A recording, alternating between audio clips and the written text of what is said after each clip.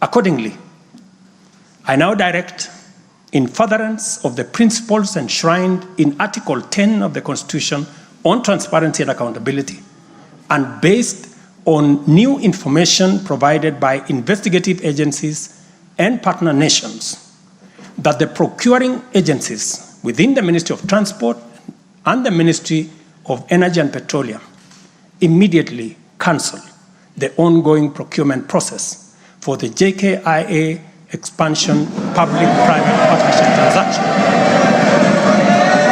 as well as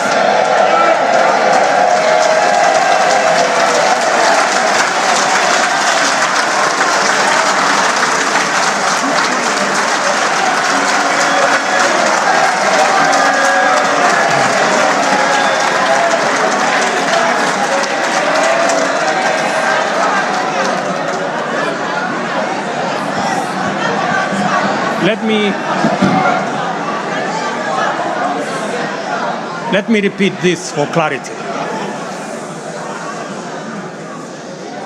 I have said that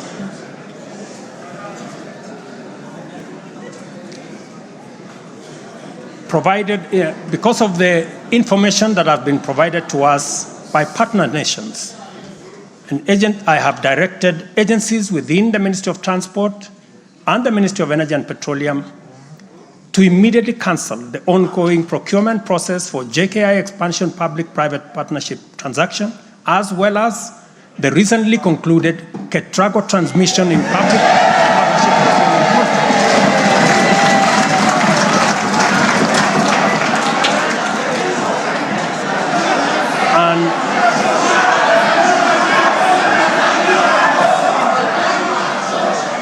And immediately commence the process of onboarding alternative partners, because these are important projects. Honorable members, the work of taking our nation forward is our collective responsibility as citizens.